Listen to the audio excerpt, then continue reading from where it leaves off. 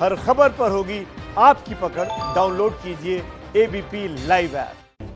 तेज रफ्तार खबरों के बाद अब एक खबर विस्तार से आप जान लीजिए। आज देश के लिए एक ऐतिहासिक दिन है। आज देश की नई संसद की नींव रखी जाएगी। प्रधानमंत्री मोदी नए संसद भवन का शिलान्यास करेंगे। नई संसद पुरानी से हर मायने में बड़ी होगी और डिजाइन भी बेहद अलग होने वाला है।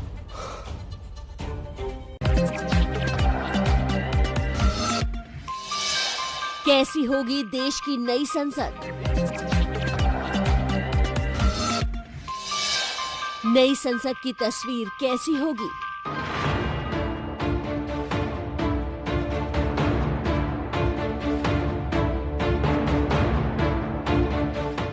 आपके टीवी स्क्रीन पर दिख रही ये इमारत कोई आम इमारत नहीं है, बल्कि भारतीय लोकतंत्र के नए मंदिर यानी नई संसद की तस्वीर है। आज प्रधानमंत्री नरेंद्र मोदी इसी नई संसद की नींव रखने जा रहे हैं। ये नया संसद भवन न केवल पुराने भवन से बड़ा होगा, बल्कि इसका आकार भी गोल न होकर त्रिभुज के जैसा होगा। जब आजादी के 75 वर्ष होंगे, तब हमारे सबके लिए गौरवपूर्ण क्षण होगा कि सदन की दोनों सभाएं हमारे नए लोकतंत्र के मंदिर में आजादी के 75 वर्ष बाद शुरुआत होगी।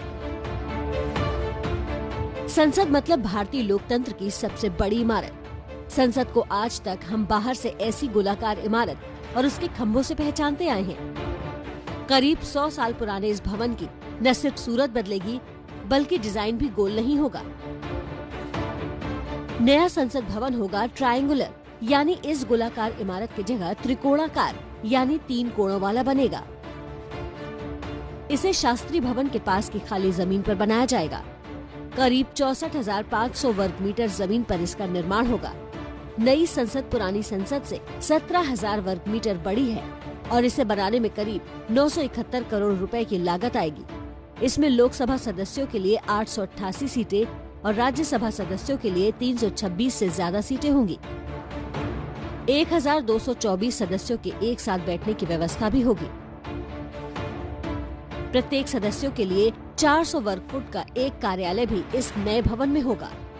मौजूदा पार्लियामेंट हाउस बिल्डिंग का निर्माण आजादी से कई साल पहले सन 1911 में शुरू हुआ था और आखिरकार इसके 20 साल बाद यानी 1927 में इसका उद्घाटन हुआ।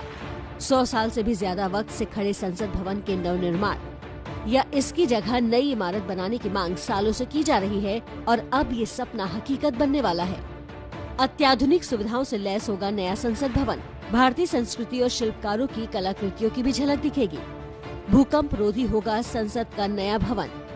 इसके निर्माण का कॉन्ट्रैक्ट टाटा प्रोजेक्ट्स लिमिटेड को दिया गया है, जिसका डिजाइन बनाया है HCP डिजाइन और planning and management private limited ने।